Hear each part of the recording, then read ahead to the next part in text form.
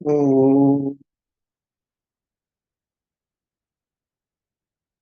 विश्वानि देव सवितर्दुरितानि परासुव यद्भद्रं तन्न आसुव। ओम शांति शांति शांति। श्री सद्गुरुदेव भगवान की जय। प्रस्तुत विवेक चूड़ामणि चल रहा है और श्लोक क्रमांक 261। यहाँ आत्मा में ध्यान साधना बताते हैं कि वो तुम ही हो जो दिख रहा है वो नहीं हो, और जो अदृश्य है केवल अनुभव का विषय है वो तुम हो। इस अनुभव के लिए बहुत लोगों ने प्रयास किया और कई लोग जो उसमें जो है सफल भी हुए असफल भी हुए, क्योंकि मार्ग भटक जाते हैं। तो वो मार्ग कैसा होना चाहिए? दृढ़ होना चाहिए कि मैं वही हूँ। अगर हम उसमें अ, थोड़ा धैर्य रखते हैं, उस वाक्य के ऊपर विश्वास रखते हैं, हाँ, ब्रह्म तत्वमसि भावयात्मनि, कि मैं वो हूँ, ऐसा निश्चय अगर करते हैं तो फिर कोई भी विकल्प हमारे पास नहीं रहता।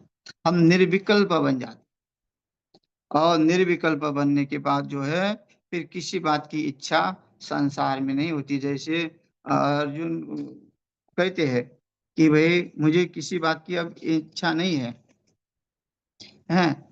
बोलते हैं कि ऐसा मर्तिकांक्षिनो न राज्यम भोगा सुखानि च तयमे व्यवस्थित युद्धे प्राण त्यक्त्वा धनानि च। मैं इस धन के लिए जो है आकांक्षा नहीं करता। वही है ना, ईशावास्यमिदं सर्वं यत्किंच। वो कहते, वहां भी कहते हैं कि माँ कष्टित धनम, वो धन तुम्हारे काम नहीं आएगा। वो जिस धन के पीछे तुम पड़े हो वो धन जो है नश्वर है, नष्ट होने वाला है। लेकिन जो जो सब में स्थित है, ईशावास्यम इदम सर्वम, ये जो जगत में चराचर में भरा हुआ है, यत्किंच जगत्यां जगत, जो चराचर में भरा हुआ है उसका अनुभव करो तो ये धन उसके सामने कुछ भी नहीं है। तो ऐसे ये अर्जुन भी कहता है कि वो राज्य भी मेरे सामने कुछ भी नहीं है, ना मेरे सामने धन है, ना ही मैं जो है इसके लिए प्रयत्न करूंगा।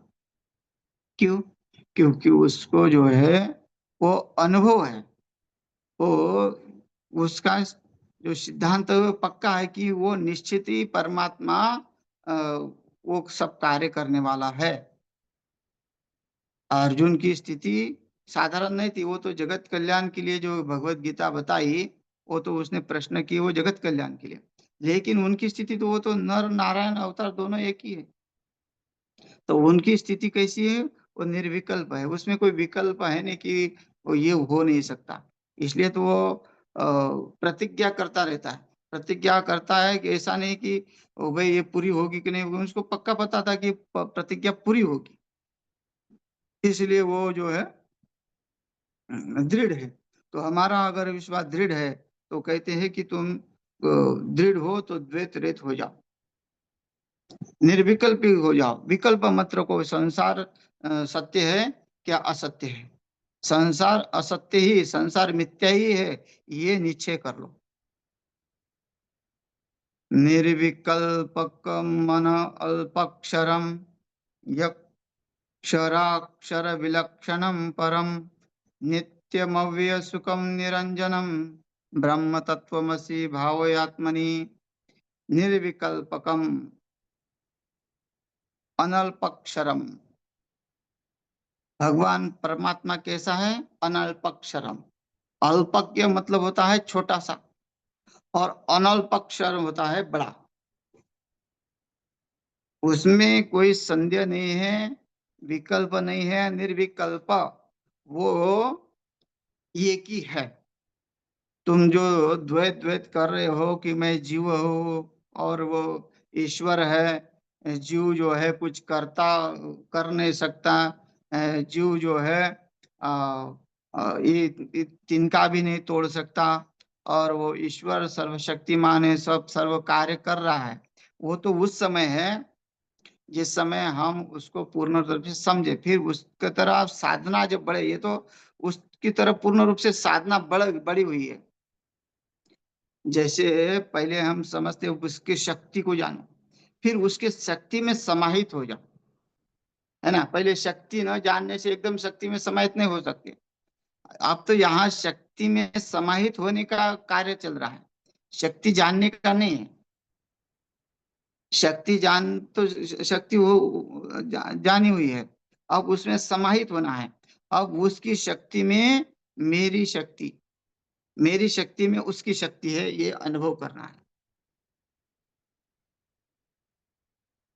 यही तो ऋषि मुनियों का जो कार्य था, अपनी शक्तियों को प्राप्त किया अपने माध्यम से। लेकिन वो ऋषि मुनि भी पूर्ण नहीं हुए। उन्होंने फिर सोचा कि हमको पूर्ण होने के लिए हमें उसकी शक्ति में समाहित होना पड़ेगा। अपनी शक्तियां, विश्वामित्र ने देखो अपनी शक्तियां प्राप्त की, बाद में वो अ, उसमें लग गए। जैसे करदम ऋषि है, करदम ऋषि में अपनी शक्तियां प्राप्त की, संसार का जो ऐश्वर्य है वो भोगा अपनी शक्ति से। लेकिन बाद में वो शक्ति उसमें समाहित कर दी, सब कुछ छोड़ दिया, संसार का जो कार्य बढ़ाया था वो सब कुछ छोड़ दिया। यज्ञवल्क्य ने संसार का कार्य बढ़ाया था, सब कुछ छोड़ दिया, वो उसमें शक्ति समाहित हो रहा। ज्ञान प्राप्त हो गया, ज्ञान प्राप्त होने के बाद वो जो अनुभव करना है, वो अनुभव के लिए फिर विकल्प नहीं, उनके पास कोई विकल्प नहीं था। विकल्प होता तो वो संसार की वस्तु छोड़ नहीं पाते थे। संसार की वस्तु जो जो चिपक के रखे है, जो घर है, जो है अपना, जितनी भी व्यवहारिक चीजें हैं, वो व्यवहारिक चीजों में जो आसक्ति बढ़ा के रखी है, वो आसक्ति छूट जाएगी अपने आप। क्यों? जब हमारे पास कोई विकल्प नहीं रहेगा, हम निर्विकल्प हो जाएंगे। अगर कोई वस्तु है तो समझो द्वैत है, अगर अद्वैत बन गया है तो कोई विकल्प नहीं रहा। यहाँ कहते हैं इसलिए वो कैसा है परमात्मा, वो निर्विकल्प है। वो परमात्मा नहीं, वो तुम ही निर्विकल्प हो। तुम अगर सोचो कि तुम ये पदार्थ तुम्हारे है नहीं, तुम जिसके पीछे पड़ रहे हो वो सब नश्वर है, हाँ, उसका अगर तुम कार्य का जो है फल मत लो, क्योंकि विषय भी परमात्मा से, वो आत्मा से जुड़े हुए हैं, लेकिन वो आत्मा उसमें आसक्त नहीं है, वो अनासक्त है। ऐसा नहीं है कि विषय उससे हटकर है, वो विषय उससे हटकर नहीं है, वो विषय भी वही है, लेकिन वो विषय में आसक्त नहीं है, अनासक्त है ना। ऐसे जो ब्रह्म ज्ञानी है, ब्रह्म ज्ञानी विषयों में विषय से हटकर थोड़ी है। जो जनक राजा है, जनक राजा राज्य कर रहा है। देखो राजा, राज का अर्थ है कि राजस, राजस रजोगुण, है ना, सुख भोगना। तो सुख जो भोग रहा है, राज्य है तो सुख भोगेगा, लेकिन वो सुख में भी वो आसक्त नहीं, अनासक्त है, उसमें उसकी आसक्ति नहीं है। तो ऐसे ही जीना है कि ऐसा जी के उसमें अपना अनुभव करना है कि मैं वो हूँ और बाकी और कुछ भी नहीं है। क्योंकि ये जो है ये सब माइक है, माया से जुड़ा हुआ है, माया से पैदा हुआ है, और माया से जो है जो उत्पन्न हुआ है वो नष्ट होने वाला है। माया से जो दृश्य है वो जो है मिथ्या है। ऐसा जो अनुभव करता है वो निर्विकल्प हो जाता है। फिर वो द्वैत से जो अद्वैत से जुड़ जाता है, और अद्वैत से जुड़ जाने के बाद जो है फिर उसको वो परमात्मा छोटा नहीं दिखता, वो अपने आप को छोटा नहीं समझता, वो भूमा समझता, अल्पाक्ष अनल्पाक्षरम, वो बहुत बड़ा महसूस करता है। अनेक अनेक रूप एक अनेक रूपाय, एक से अनेक रूप बन जाते हैं ना परमात्मा के, है? तो वहाँ जो है एक में अनेक रूप उसमें वो दिखने लगते हैं, हैं? विश्वम दर्पण दृश्यमान नगरी तुल्यम निजांतर्गत, पूर्ण विश्व जो है उसको जो है अपना ही स्वरूप दिखने लग जाता है। जब वो विकल्प रहित हो जाता है तो यह कहते हैं निर्विकल्पम, द्वैत रहित, वो द्वैत रहित होने से जो है अनल्पकम, अनल्पम, वो जो भूमा अनंत वो महसूस करता है, एक सर्वव्यापक, हाँ, एको हम बहुश्याम, ऐसी ऐसी अनुभूति वो करता है।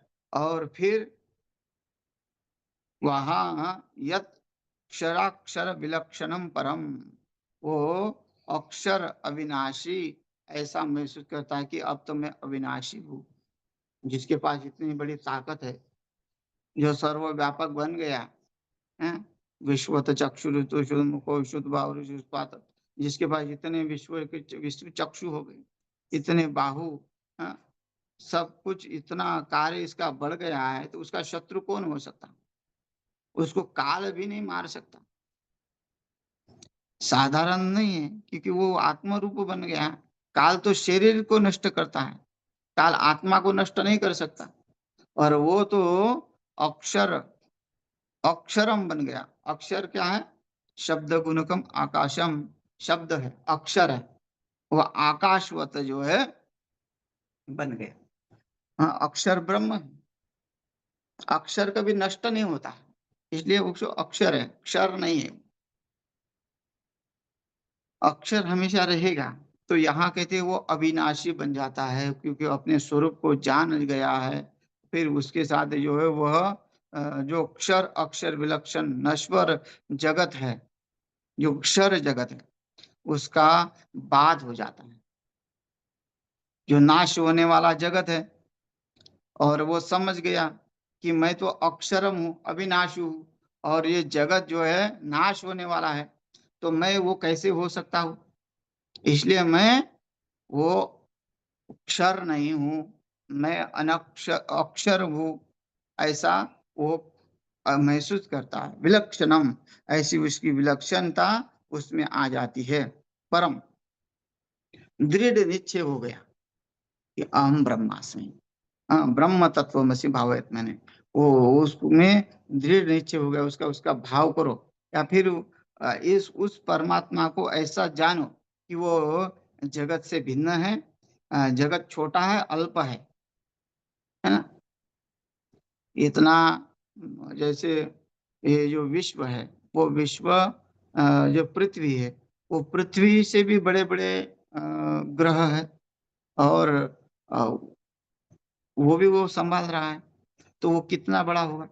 आकाश मंडल में जितने भी अ, दिख रहे हैं हमको ग्रह, वो सब के सब उसमें समाहित है। तो ये हम तो एक ही जगह पे है, एक गांव में है, एक शहर में है ना, और एक घर में रहते हैं छोटे से, तो वो हम कितने सीमित है, वो असीमित है, उसका कितना व्यवहार बढ़ गया है। तो ऐसा वो परमात्मा है, उसको असीमित न समझ के, वो सीमित न समझ के वो असीमित है, ऐसा अगर जानते हैं तो हमारा उसमें भाव बढ़ जाएगा, और उससे हम अलग नहीं है, ये हमारा भाव बढ़ जाएगा। बस हमें इतना ही कार्य करना है कि हम उस कार्य में, जो कर्म का फल है उसमें आश्रित नहीं रहे। जगत का जो कार्य कर रहे, ऐसा नहीं ब्रह्म ज्ञानी के सब कार्य छूट जाते हैं, ऐसा भी नहीं है।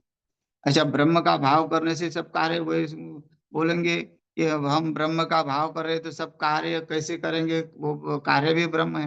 बोले कार्य तो करना ही पड़ेगा, कार्य तो वो अपने आप हो जाता है। इसलिए क्या कहते हैं गीता में, अनाश्रित कर्म फलम कार्यम करोति यः, है ना, कार्यम कर्म करोति यः। जो अनाश्रित होके कर्म करते रहो, कर्म का फल जो है, जो तुम जो है उसका, उसको चिंता मत करो, अनाश्रित होके कर्म का कार्य करो, करो तो ये सो सन्यासी, वो कहते हैं वह सन्यासी है। च योगी च निरिग्न चाक्रिय, वो सन्यासी है, योगी है, जो आत्मबोध को प्राप्त हुआ है, वो अनाश्रित होता है। वो जानकर कि ये मैं छोटा मोटा नहीं हूँ। और फिर उसका जो है, क्योंकि उसने अपने मन इंद्रियों को जीत लिया है। क्योंकि मन इंद्रिय जब तक जीतते नहीं है, तब तक वो अनुभव होता नहीं है। जितात्मनः प्रशांतस्य परमात्मा समाहितः। हैं? जब तक हम जितात्मनः अपने मन को जीतते नहीं है, तब तक हम शांत नहीं होते। और फिर शांत नहीं होने तो परमात्मा में समाहित कैसे होंगे? इसलिए पहले मन को जीतना चाहिए। आगे दे। और मन को जीतने के लिए पहले वही, मन को कैसे जिताया था? शीतोष्ण सुख दुखेषु सब। आप उस शीतोष्ण को सहन करो, उसको समझो। ये बदलने वाले, जैसे शीतोष्ण जो सम बदलने वाले हैं, एक ऋतु जैसे रहते नहीं है, वो अलग अलग अलग बदलते रहते हैं। ऋतु आते रहते जाते रहते, तो एक जैसा थोड़ी रहता है। तो वैसे मन को जो है शांत रखो, कि ये मन को समझना चाहिए कि ये शीत काल है, उष्ण काल है, ये जो है वर्षा काल है। ये जो समझ हो रहा है, वो एक जैसा नहीं है। तो मन जो है शांत हो जाएगा, वो परमात्मा में समाहित हो जाएगा। और पर ये तो यहाँ स्पष्ट कहते हैं, ये जो प्राप्त करना है, तो सबसे पहले चितात्मनः प्रशांतस्य, अपने मन को शांत करके ही परमात्मा में समाहित हो सकते हैं। और उसमें भी संसार का जो व्यवहार है, वो हमको छोड़ना पड़ेगा। शीतोष्ण सुख दुखेषु तथा मान अपमान। हमारा मान हो रहा है, हम सम्मान हो रहा है, फिर अपमान हो रहा है, इसकी चिंता में जो है वो कार्य हो रहे हैं। जगत में दुख क्यों हो रहा है? संसार में दुख क्यों भरा हुआ है? बस इसी के लिए, कोई मान के लिए इतना दौड़ रहा है, मान सम्मान के लिए सब कार्य कर रहे हैं। मान सम्मान तो अपने आप हो जाता है, हम कर्म करो तो मान सम्मान अपने आप हो जाए। लेकिन वो जितना जोर दे रहे हैं अपने बुद्धि के ऊपर, कि मुझे किस किस तरह वो सम्मान प्राप्त हो जाएगा। फिर किसी को सम्मान का भी नहीं, लेकिन अपमान का तो भय रहता है। कि जगत में जो है, मैं कि बहुत ये जो हो रहा है ना, एक दूसरे की जो खींचते हैं टांगे, पाँव खींच रहे हैं। हाँ, एक दूसरे को नीचा दिखा रहे हैं। सब में, व्यवहार में ऐसा नहीं है कि यहाँ जो आसक्ति से जड़ा हुआ है, जिसको ज्ञान नहीं है, केवल कपड़ा पहना हुआ है, जिसने कभी अध्ययन नहीं किया, ना कहीं गुरु से निष्ठा रखी, वो भी कपड़ा पहना हुआ है। और फिर वो यही चाहता है कि मैं एकदम से आगे बढ़ूं, जैसे एकदम से कहीं मुझे आश्रम मिल जाए। तो वो ये जो विचार है, वो विचार उसका तुच्छ है।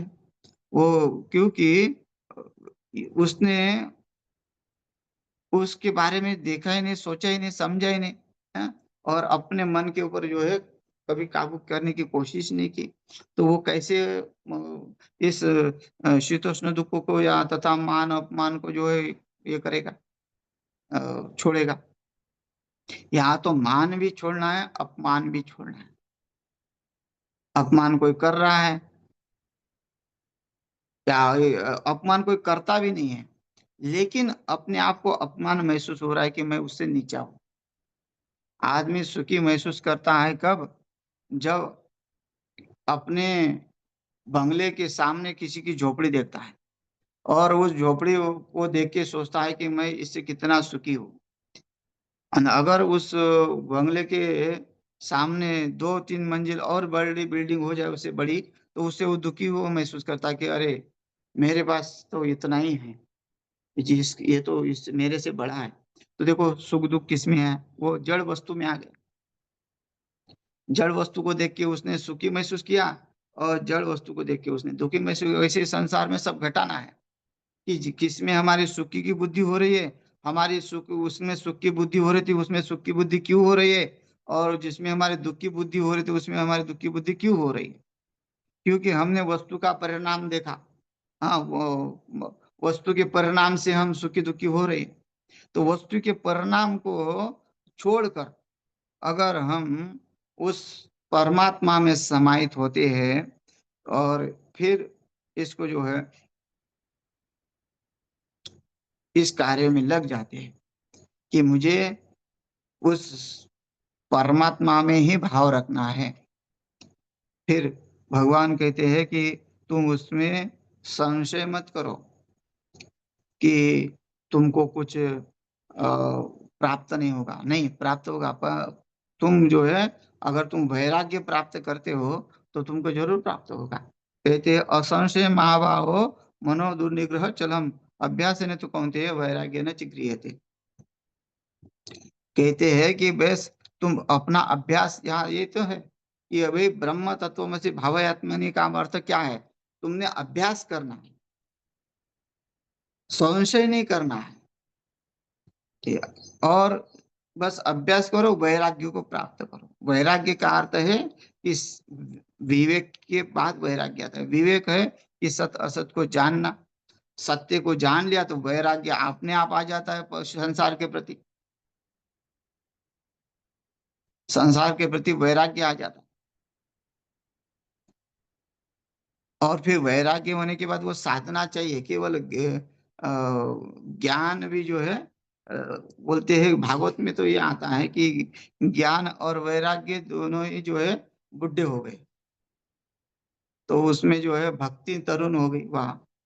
तो कहने का यहाँ वहां तात्पर्य कि परमात्मा से जुड़े रहो। ज्ञान वैराग्य होने से भी अगर थोड़ा अहंकार है उसमें बाकी, तो यहाँ वहाँ भक्ति का अर्थ है शुद्ध ज्ञान। वहाँ भक्ति का अर्थ ये नहीं लेंगे कि भाई केवल जप करो और ज्ञान वैराग्य में कोई ये नहीं है।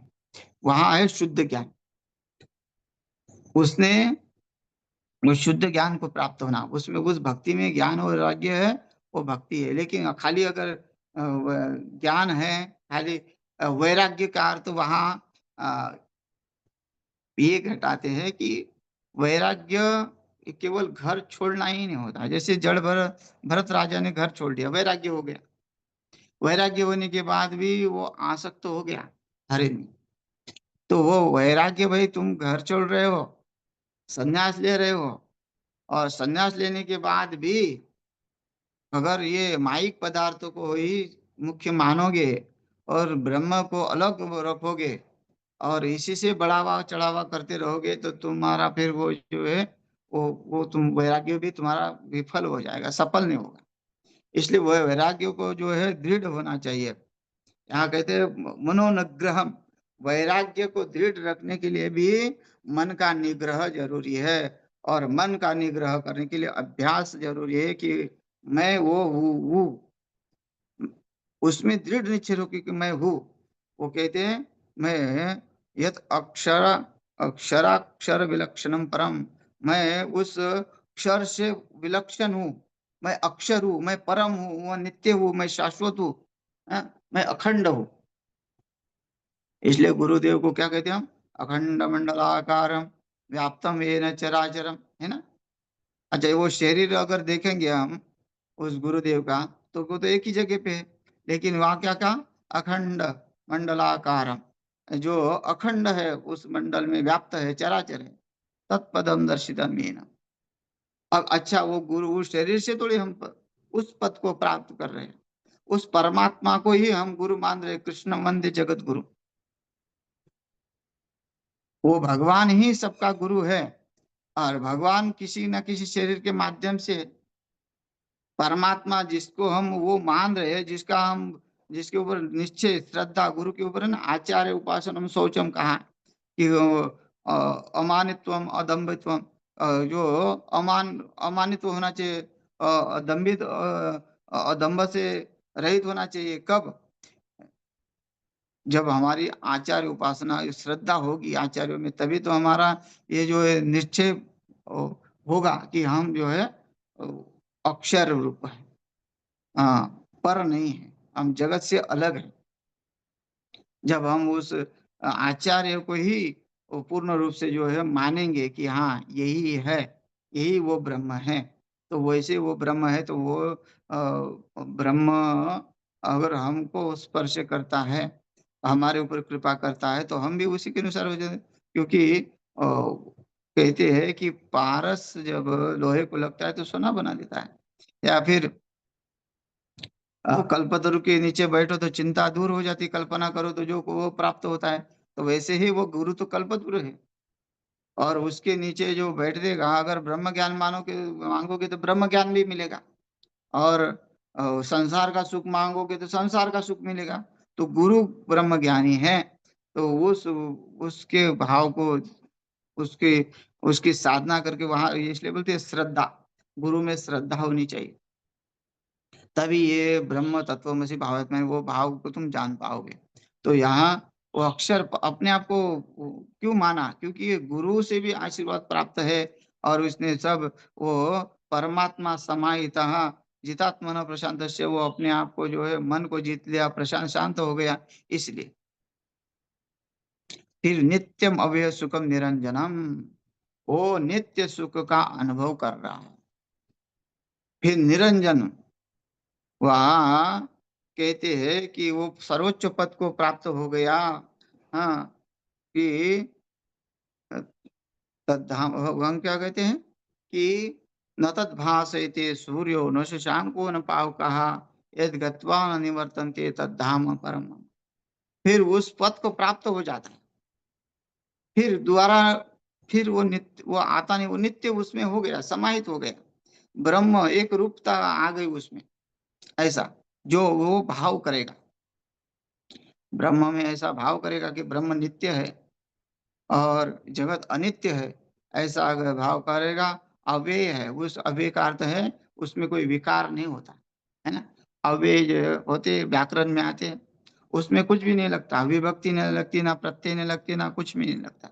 और यत्र कुत्र तत्र सर्वत्र, ये जो अव्यय होते, ये वही है ना, अत्र आगच्छतु, तो उसमें कोई आगच्छतु में तो लग गया प्रत्यय, लेकिन अत्र में कोई नहीं लगता, कि वो अव्यय जैसा कि वैसे रहता है।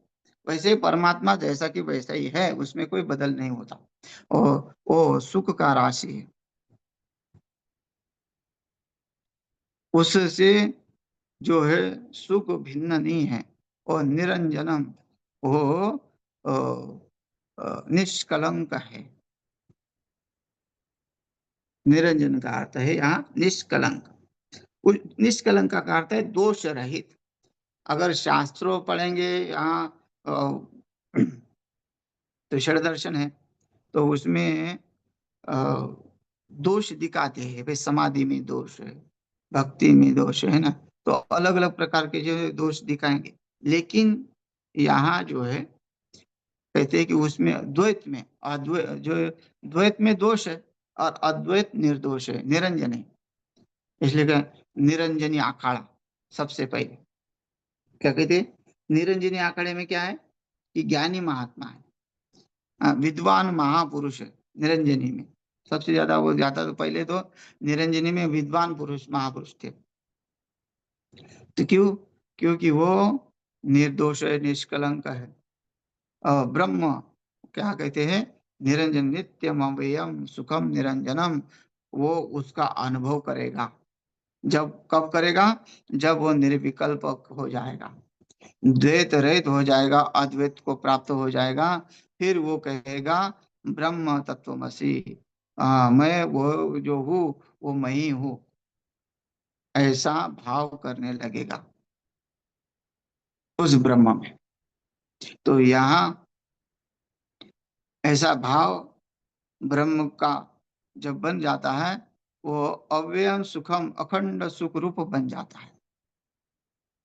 उस सुख में भी खंडित नहीं है, जैसे हमारे यहाँ संसार में तो हम सुख भोग रहे, फिर खंडित हो जाता है सुख, सुख के बाद दुख आ जाता है। ओ सुख, अच्छा, ये सुख जो है प्राप्त हुआ है, उस सुख का भय हमेशा लगा रहता है कि ये नष्ट न हो जाए।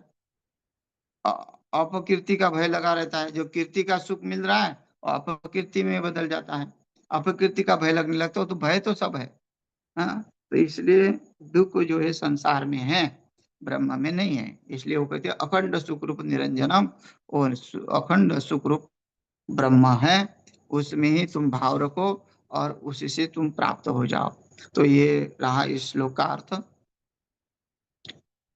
फिर समय हो गया है, शेष अगले सत्र में देखते हैं। हरि ओम तत्सत।